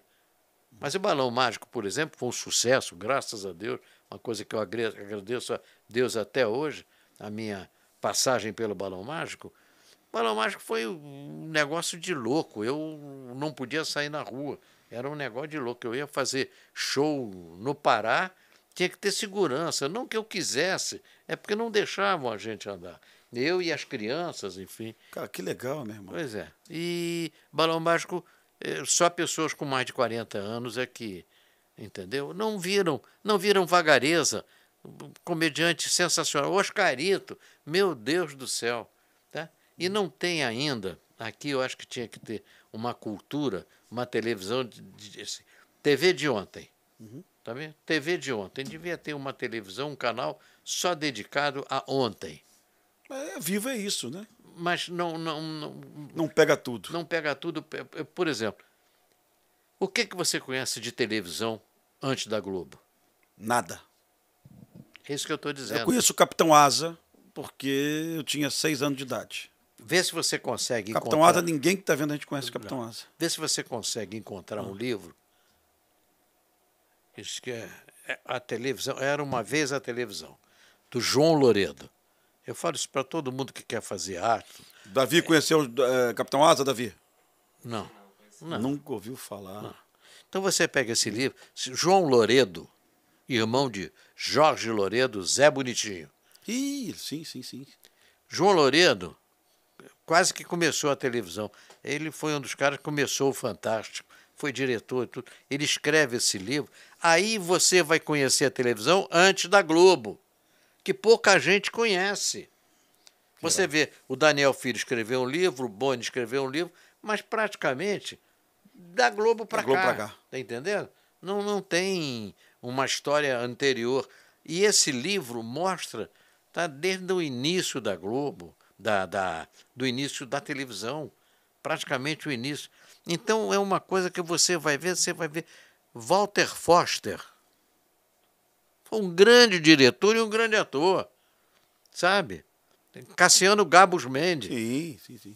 Pô, você conheceu os filhos, não conheceu ele. Sim. Você tá, então, essa coisa da gente falar, eu acho que curso de televisão tinha que ter esse nível. Sabe? Para conhecer a televisão, ver o que foi, quais eram as dificuldades da televisão. Que depois não, veio tudo, né? Veio. Hoje você pega uma câmerazinha, bota aqui e eu converso com você fazendo um programa. Sim, tem razão. Entendeu? Quer dizer, fazer um programa na televisão antigamente era muito dispendioso. O Castrinho, mas eu acredito num novo tipo de comédia. Eu sei porque a televisão ainda é um acesso difícil.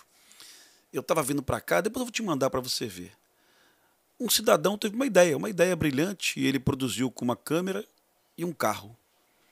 Chama-se Uber Presente. É um comediante Uhum. que ele finge ser um motorista de Uber policial ao mesmo tempo. E ele já fez mais de 20 vídeos e tal. E eu tava vindo pra cá, olhando os vídeos, dando gargalhada, sabe? Porque o cara pede um Uber, entra no carro, do banco de trás e spoiler, viu? E basicamente fala assim, ó, eu vou na favela tal. Aí ele, tudo bem. Aí ele tira a parte de cima da camisa, a farda da PM, né? Ele pega a pistola, engatilha, toma a pistola aí que a gente vai entrar na tua comunidade e a Lógico. bala comendo, né? E são vários quadros parecidos com esse, mas com muito bom humor, um tempo de comédia bem pequeno, mas Comédia funciona tem que ser muito, mas tem funciona que ter o muito. time. E eu olhei pro camarada e tá com 300 mil seguidores, irmão. 300 mil seguidores em tão pouco tempo. Antes do Porta dos Fundos eu assistia Parafernália. O Douglas era um dos roteiristas do Parafernália, amigo meu. Vídeos do Parafernália, porque as pessoas conhecem Porta dos Fundos, mas antes do Porta dos Fundos, Parafernália bombando, com bons roteiros, bem legais, com 5 milhões de visualizações, tá? Mas são pessoas que não tiveram acesso à televisão, né? Não chegaram na televisão, né? Mas é uma nova comédia muito boa, viu, Castrinho? O que eu acho hoje é que nós estamos vivendo, pode me prender, mas nós estamos vivendo num regime de censura. Tem muita coisa hoje que você não pode falar. Dizer, contar. E a crítica é que leva ao humor. Você criticar de uma maneira gozada vai levar ao humor, e hoje está difícil criticar. Está difícil criticar, está difícil você falar mal de alguém. Você vê, por exemplo, você pode falar mal de certas pessoas. Eu, quando estava chegando em Nova York, deram o speed. Vamos descer em Nova York, a temperatura é 0 grau. Oba, não está frio nem calor. Não dá para você fazer essas coisas, tá entendendo? Senão daqui a pouco as pessoas vêm em cima de você. E vamos dizer uma coisa para os novinhos que estão vendo a gente. Vamos lembrar governo Figueiredo, governo militar ainda, o último presidente do governo militar. O Jô Soares, o Agildo Ribeiro. Agildo Ribeiro tinha um personagem de carreira, que era um general de carreira, né? Cala a boca, moleque! Ele imitava o Newton Cruz. E a ditadura militar, a suposta ditadura, autorizava esse tipo de... Lembra disso? Lembro. Então existiam peças no Jô, no Viva o Gordo, no Agildo Ribeiro, que faziam as críticas. E o governo militar aceitava aquilo tranquilamente. Lembra disso, né?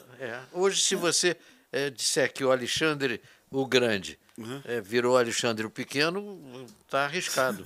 Então não tem o Alexandre sai do Grande. Sai do ar. Pois é. Então é isso. Mas a gente tem que sobreviver. Sim, entendeu? Sim, então sim, eu estou aqui conversando com você, fazendo esse tipo de... para sobreviver. Sim. Porque eu fui mandado embora da televisão no início do ano, no final do ano, sem motivo. Achei gozado que disseram, você está com uma certa idade e fica difícil arranjar tipo para você. Porra, tá certo, eu vou... Isso Record. E com uma novela chamada Reis, Pô, tu podia fazer qualquer rei daquele ali. Qualquer rei daquele, porque com o rei, eu tô com a idade daqueles reis. Ia fazer Abraão, mas não tem Moisés. nada. Pô, Eu da Record eu tenho alguns amigos que eu guardo dentro do peito, Sim, mas sim. tudo bem. Mas é difícil. Aí a gente vem fazer um podcast. Para mim foi uma delícia, está sendo uma delícia fazer podcast, conversar com quem eu quero, falar o que eu quero, escutar o que eu quero, tá entendendo? Ver velhos amigos, conversar e mostrar para o público que a gente vive, porque antigamente a gente também não tinha esse poder de podcast, falar qualquer coisa. Sim. O tempo na televisão era muito. Meu amigo, olha que interessante. Eu comecei a participar de podcasts há 9 meses. Tem cortes que eu fiz aí de podcast, que não são de política, não. São cortes que eu falo sobre segurança pública, eventualmente sobre cinema, que estão batendo 10 milhões de visualizações. Sabe lá o que é isso? 10 milhões de pessoas assistiram. Pois é, mesmo. Olha que legal. Eu comecei a brincar com o negócio de Instagram. Eu não mexia em Instagram. Aí comecei a brincar com o Instagram. Final do ano. Eu estou com 100 mil seguidores. Que foda, irmão. Agora comecei aqui com um podcast. Também já estou com não sei quantos mil seguidores. Bacana. Porque o pessoal disse, é o Castrinho, graças a Cara, Deus. tu nem me avisou. Eu descobri porque o meu algoritmo puxou uma entrevista com o Nelson. Você entrevistando o Nelson. Freitas. Tu não me avisou. O William não me avisou, teus amigos não me avisaram. Simplesmente eu abri meu Instagram um dia e vi você entrevistando o Nelson. Aí você Aí eu apaixonou. falei, pô, será que o Castrinho tá fazendo podcast? Mas Filho da puta não me avisou, cara? Mas eu comecei agora. Você é o quinto. Você é o Então quinto. tá explicado. Você é o quinto. Eu comecei agora. Entendeu? Estou indo muito bem. Quer dizer, estou indo muito bem. O pessoal do estúdio está dizendo que eu estou indo muito bem, que eu também não entendo disso. Sim. Eu entendo televisão. Tu vai chamar mais gente da comédia? Vou chamar bastante gente da comédia. Porque tem alguém que você queira que eu chamo. Eu queria que tu chamasse aquele menino do Parafernália, que faz o roteiro do Parafernália, cara, que é o Douglas. Meu irmão, roteirista, produtor, diretor do Parafernália. Vai contar história engraçada pra você pra cacete aqui. Então Mas, você... cara, mas tem. Mas qual é a tua linha? Tu vai falar de política também, cara? Não, eu não falei de política com você. Eu falei de colégio militar, você falou de política. Mas eu tô censurado? Não posso falar essa porra aqui? Pode. Aqui pode falar o que então quiser. Falar o que você quiser, meu irmão. Não. Vou falar. Você sabe por que eu não gosto de falar de política? Porque política, para mim, seria a chave para eu fazer graça. Sim. Não pode. Sim. E a política que está aí, para mim, não é política, é uma politicagem geral. Então, eu não gosto de falar. Tá entendendo? Eu, quando falo sério, eu vou criticar. Sim. Aí eu tenho lá meu canto, que eu critico. Aqui eu quero assim, mais leve. Mais leve, como nós falamos do colégio. É uma maravilha. O nosso passado, sabe? Como é que você entrou nesse negócio de filme, cinema? O que você vai fazer? É isso que eu gosto de fazer aqui. Entendeu? A Sandrinha Sá veio aqui, nós demos belíssimas gargalhadas. Nelsinho Freitas, o Zico, meu Deus do céu, a gente morreu de rir aqui. Porra, é isso que eu quero também, levar um pouco de alegria, porque tá difícil. Mas tu é flamenguista, cara? Não, eu não tenho, deixa eu dizer para você, eu não tenho clube, porque o artista quando tem clube, ele perde fã. Aí eu digo, eu sou Flamengo, aí o cara do Fluminense, pô, esse cara, hein? Gozado, mas é Fluminense, é Flamengo. Aí eu digo, eu sou Fluminense. Aí, tá vendo? Se fosse Flamengo, então eu não sou nada. No fundo, eu sou Flamengo. Porra, que legal, meu irmão. Sou tricolor, viu? Mas tá tudo certo. Quem é tricolor é a Dona Andréia. Dona Andréia nadou lá pelo... Dona Andréia defende o tricolor, que é uma loucura. Porque eu tenho 52 anos. Em 76, o Fluminense estava ganhando tudo. Era a geração de Rivelino, né? Rivelino. Então, assim... Eu acho que o Horta já era presidente do Fluminense também naquela época também. Era a tal da máquina, né? Aí meu pai é Fluminense, meu irmão Fluminense. Eu também fui acompanhando essa porra aí. Ficou. Fiquei acompanhando. Ficou. E, porra, mas tô feliz com essa escolha aí. Mas, teu pai continua almoçando lá no... Sempre tá lá no Clube Militar. É. Falei pra ele que ia estar contigo hoje. Ele gosta muito de você, tu sabe disso. Graças a Deus. E tá aí também, como todos os brasileiros, apreensivos, acompanhando, olhando, examinando. Tem que... né, pra gente ficar... pra ver como é que vai ficar, né? Atento ao nosso futuro. É isso aí. E eu me preocupo mais com segurança pública do que com economia, para falar a verdade. É, porque sem segurança pública É. você ganha dinheiro, os outros tomam, pô. Castrinho, esse final de semana, Rio de Janeiro virou um inferno na orla. Pois é, eu vi. Arrastão em Que Ipanema, loucura arrastão no isso. Leme, arrastão em Copacabana, arrastão no túnel.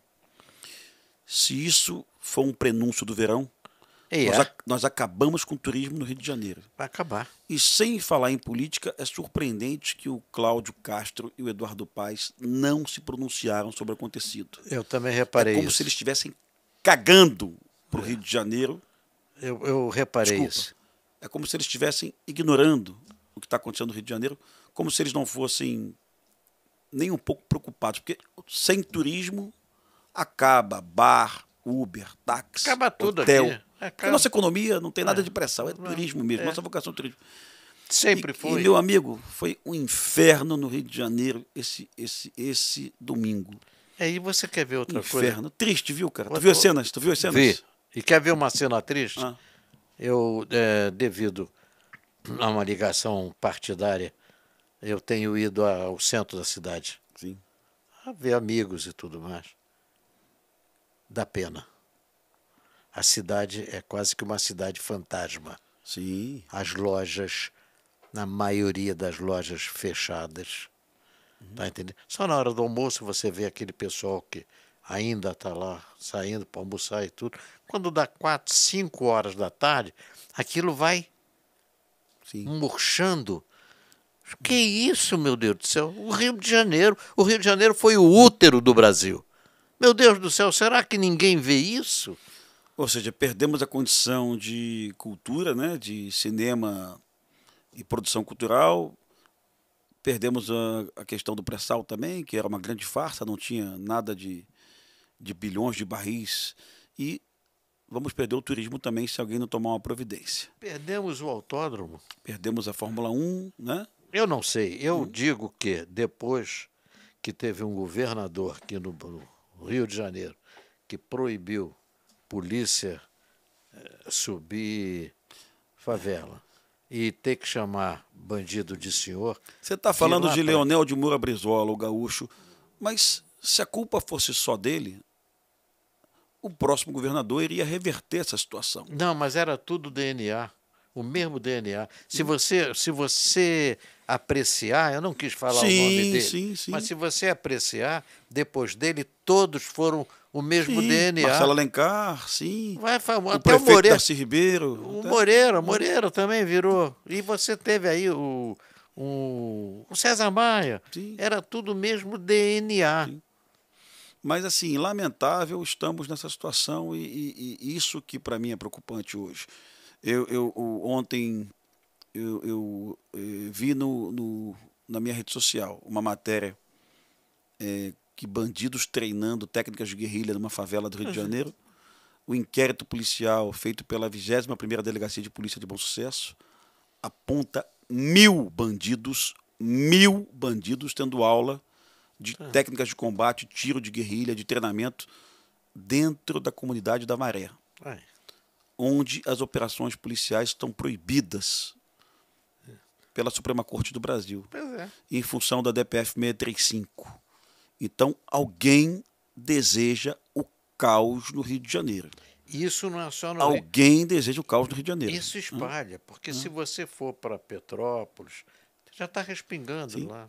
Ontem o desembargador Rangel, né, indo para Itaipava, ele foi vítima de um assalto. Um desembargador muito gente boa, um cara inteligentíssimo, uma pessoa maravilhosa, um ser humano bacana. Ele reagiu ao assalto e tomou um tiro na perna. Ele está internado no hospital. Você Em vai frente para- à Casa do Alemão ali, sabe a Casa do Alemão, né?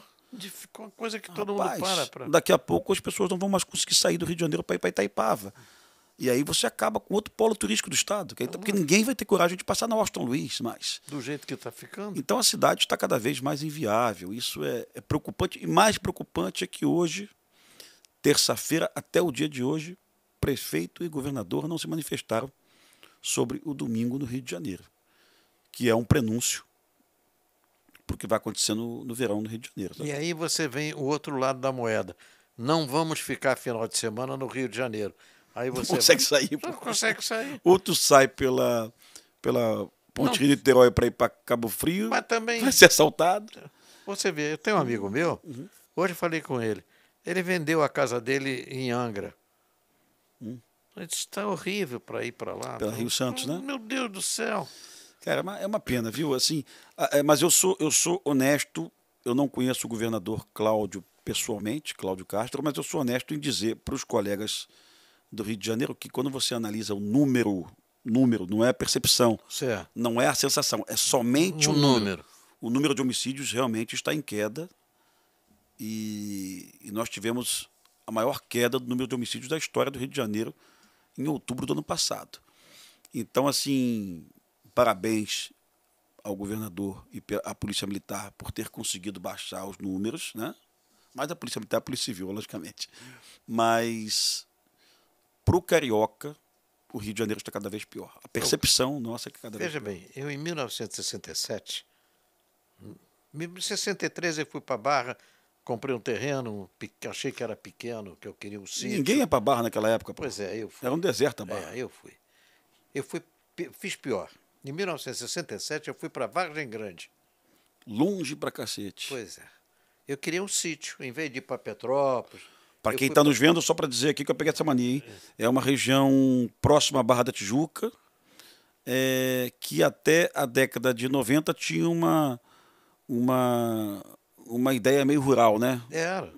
É, Era INCRA. nem que pagava se faz. IPTU, né? Nem Não, pagava pagar IPTU. INCRA, sei Tá. lá. Bom, e eu fui para lá, comprei um sítiozinho de 4.500 metros quadrados, fiz uma boa casa, eu fiquei lá, era uma maravilha. Hoje, você tem que ir para lá com muito cuidado. Apesar do comandante daqui do 31, que é o Batalhão da Barra. Batalhão da Barra, dá um duro danado, tá? Mas você precisa ter cuidado, porque são o PCC com CV, agora é tudo. Eu vou ser mais contundente, mas perdemos a Vargem Pequena e Vargem Grande, viu? Perdemos, tá? Exato. Assim, era uma região que não tinha facção e hoje as facções estão lá. É lamentável, porque a sensação que o carioca está tendo é que essas facções estão expandindo cada vez mais, e vai sobrar no Rio de Janeiro daqui a pouco só a Barra, Copacabana, Ipanema e Leblon. Você sabe que de pequena e grande a coisa não vai durar muito. Eu vou te explicar por quê. Deus te ouça, viu? Não tem para onde fugir. Você, quando está aqui embaixo, você foge para qualquer lado. Vargem grande e vargem pequena é totalmente... É uma ferradura. Tá. Então fica muito mais fácil você fechar, porque é uma ferradura. Entendeu? E outra coisa, tem pouca comunidade. Então tem pouco gueto para eles se Mas esconderem. posso complicar isso para você? Ah, Veio uma ordem do STF em Brasília, uma ordem. O STF não tem voto, ninguém vota em neles. ministro. Ah, Xandão, Rosa Weber, Gilmar Mendes, Toffoli, ninguém- não foram eleitos pelo Não. voto do povo. Mas vem uma ordem deles que proíbe a Polícia Militar, a Polícia Civil de realizar operações. E esses guetos, como não tem operação policial, eles vão expandindo. E os bandidos não são de lá. Os bandidos fugiram para lá. é. Então o morador de lá está oprimido pelos bandidos. Você sabe disso. E aí eles vão expandindo. É assustador você ver a imagem que eu recebi ontem do treinamento de bandidos da Maré. E a emissora que deu essas imagens, em momento algum, ela disse na reportagem que as operações lá estão proibidas. Porque ela podia ser justa e dizer, olha, está assim Por que está proibido? porque a polícia não pode ir lá. Tá? Mas ela não diz. Né? Assim como há 5 dias morreu um menino no Juramento chamado Caio Souza, 15 anos de idade.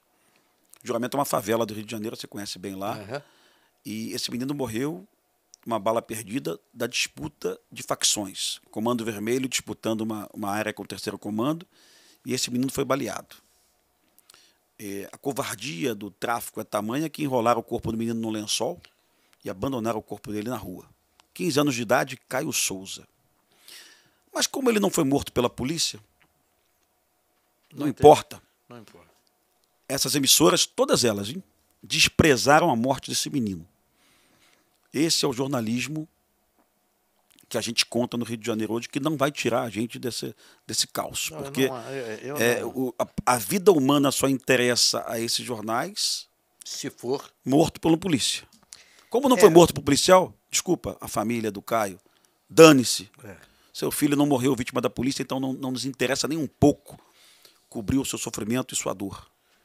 Vamos esquecer a morte desse menino. É impressionante como é que tem Rapaz, pessoas assim, né? Eu tá. fico. E como é que pode pessoas assim, meu Deus do céu? Não. É porque a direita é que. Vocês é que são. Exato. Nós somos ditadores. Eu fico triste, impressionado, cara. É muito triste. Pô, eu tô com 83 anos, meu. Eu nunca na minha vida ditei nada. Eu sou da família. Fiz um programa infantil, Balão Mágico, onde eu me envolvia demais com criança, porque era uma felicidade. Agora, hoje, sabe, a coisa está ficando de uma maneira tão grande, tá difícil. Mas dias melhores virão, meu amigo. Não, eu acredito, sabe por quê? Eu sou cristão. Eu oro. Perfeito. Eu oro e acredito. Isso é... Não, eu oro e acredito. Não se esqueçam, eu já operei 17 vezes. 17 vezes. Não foram 17 cirurgias pequenininhas, não. Eu operei aqui, abri aqui o peito. Quem me salvou? Ele. Abri a barriga. Quem me salvou? Ele.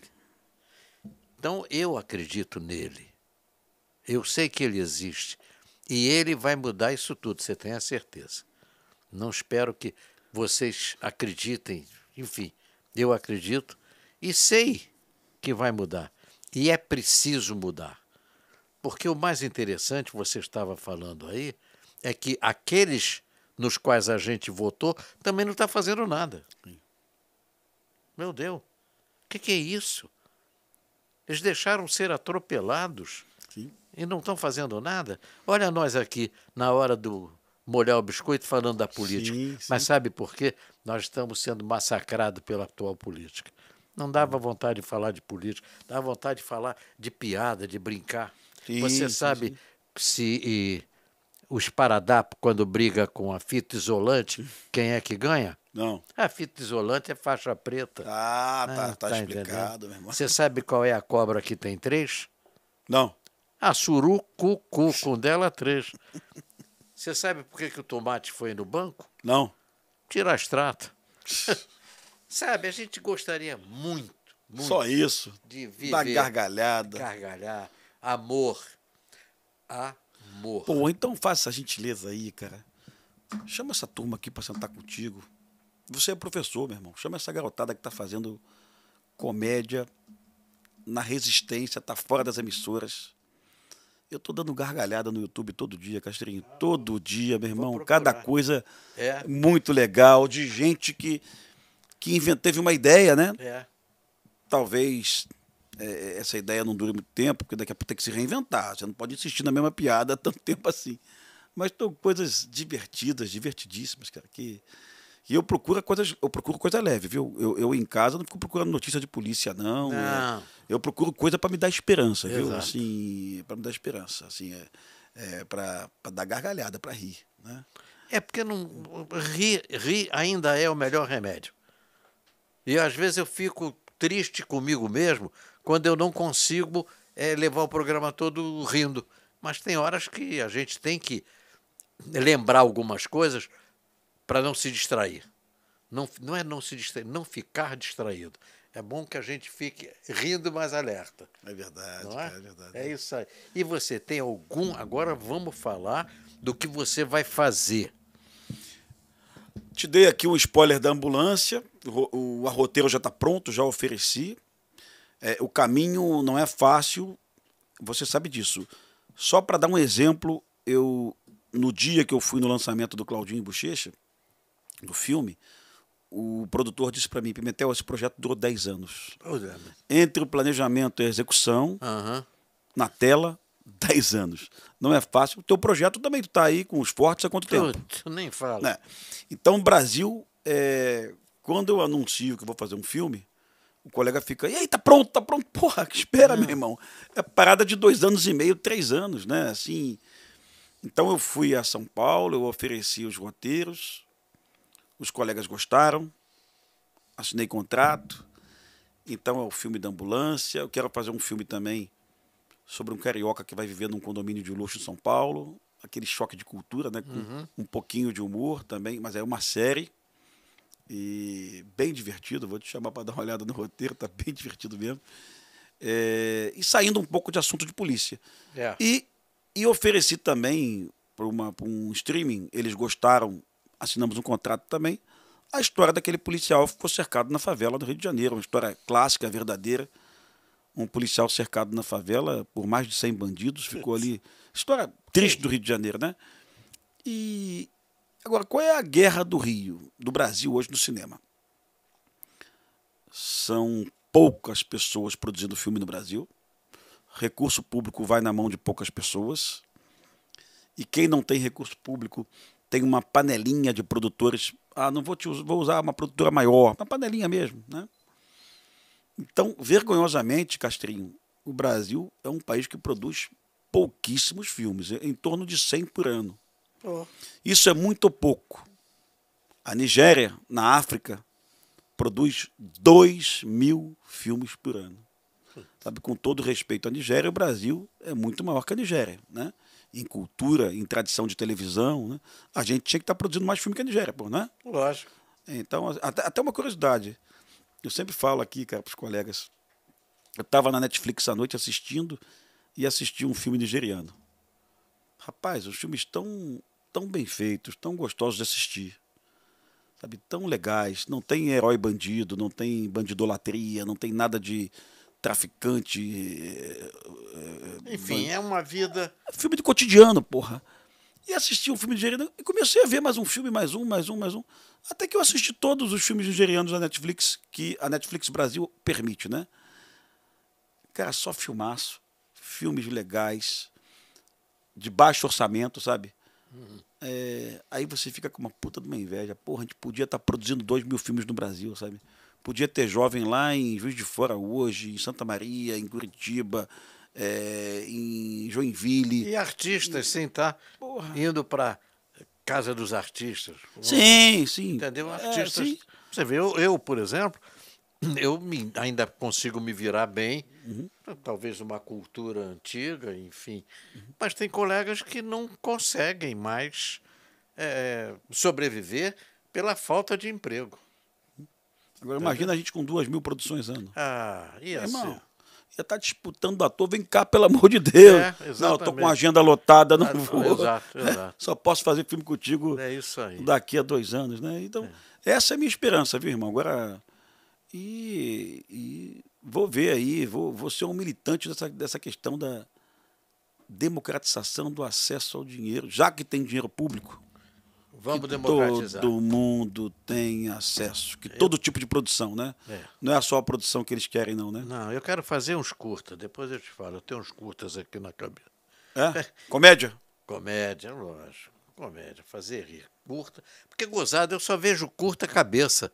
Fazer curta. Eu nem entendo, eu nem vejo que eu não Pois entendo. não, o meu é comédia. Comédia para você rir. Falando de comédia, o David, tá bom de. Ainda tem muito tempo? David.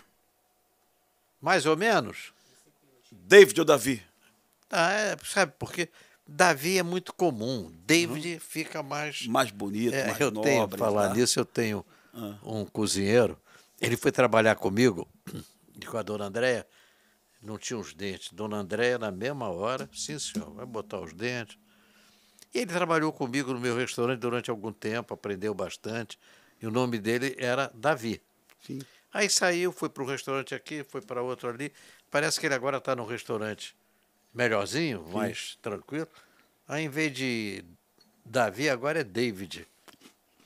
Chefe de cozinha, David. Mais sofisticado. Eu esqueci de falar um lance contigo. Eu fiz o argumento, não fiz o roteiro. Você conhece ele pessoalmente, possível? Almirante Barra, presidente da Anvisa.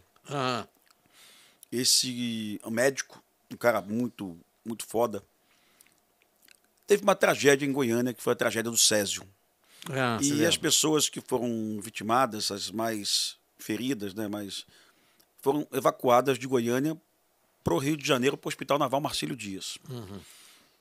E uma equipe do Marcílio Dias, de médicos e enfermeiros, ficou lá dias e dias fechada no Marcílio Dias.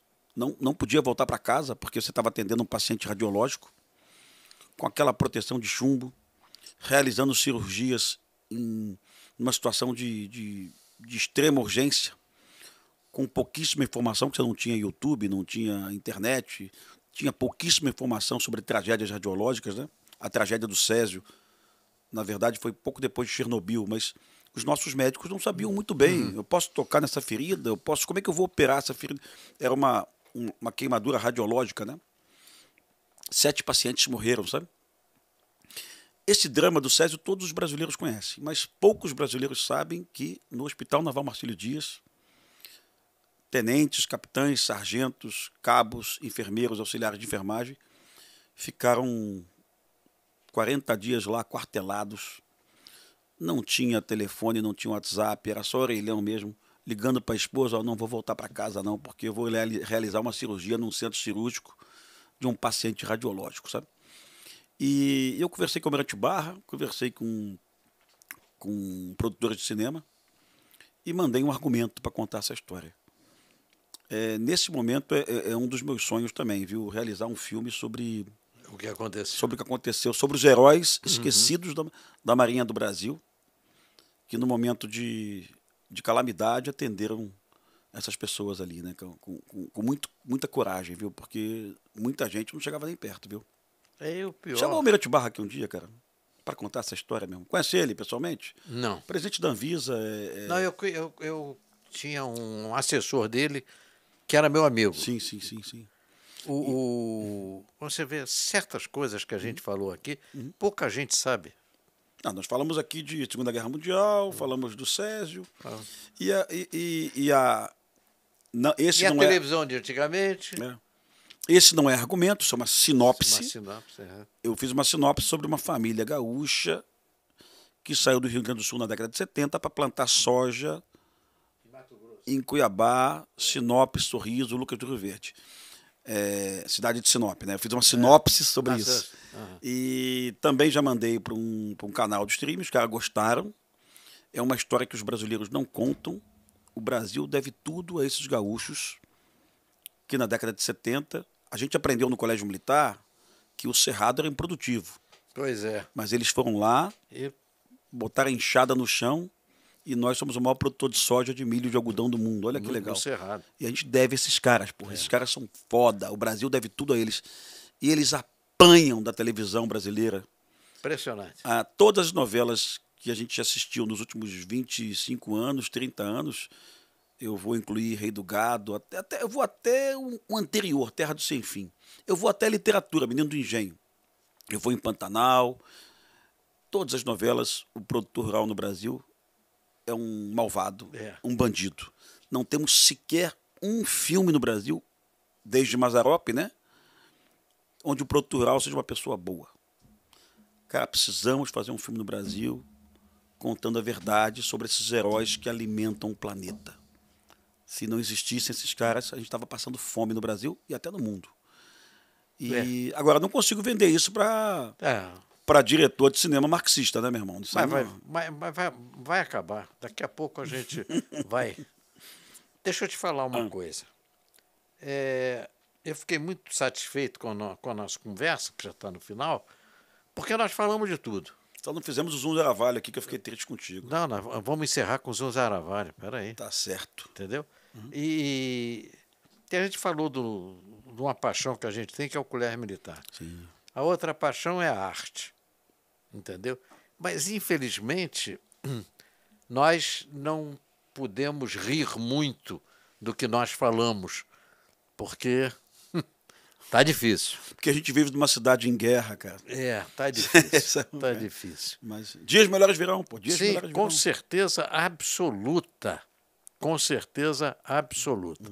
Quero te agradecer aqui a sua presença Pimentel não é só um colega de arte.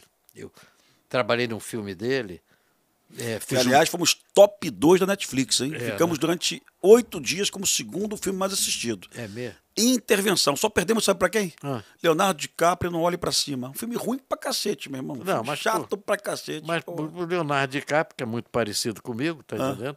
É um pouquinho. Mas o filme do Leonardo custou 75 milhões de dólares. E o nosso? 2 milhões. Aí. Culpa tua, porque era pra ser muito mais barato. Mas o teu cachê me fudeu. Exato, mas não tem nada. Próxima vez eu vou dobrar. É uma coisa gostosa trabalhar com ele. Fiz um português, dono de um botequim na favela. O Marcos Palmeira, sensacional. E com o André Ramiro, com o Matias. É isso aí. Fiquei muito feliz naquela época de ter feito filme. Estou muito feliz de ter trazido você aqui. E mais feliz ainda porque nós temos uma certa ligação com uma amiga que vai te dar bastante roteiro, com certeza. Sim. E nós vamos executar. Agora estou nesses filmes, hein? Pô, lógico, porra. É isso lógico, aí. Porra. E acabou. Eu quero fazer aquele filme daquele predador sexual que trazia pessoas do interior. E tu vai ser o predador sexual, porra. Não tem tamanho para isso. Meus amigos, muito obrigado pela atenção. Nós estamos aqui com o nosso podcast Molhando o Biscoito. Sobrou um biscoito para molhar aqui. Molha porque a canequinha é tua. Beleza. Bonitinha essa caneca. Porra. Você vai levar de presente. Não, já tem uma embrulhada para você levar. É isso aí. Muito obrigado. Trouxe aqui pimentel. Diz que pimentel no rabo dos outros é refresco. Então, pimentel. Além do que, sou amigo do pai. Conseguimos fazer o Zuza Ravalho ao mesmo tempo? Vamos embora. E ao Colégio Militar tudo ou nada? Tudo. Então como é que é? Zum zaravalho, pum zarapins, oqué, oquequé, oquequé, zum, piguilim, piguilim, piguilim, zunga, zunga, zunga, catmarimbau, catmarimbau, ueixau, ueixau, colégio! Obrigado, irmão. É isso aí. Valeu.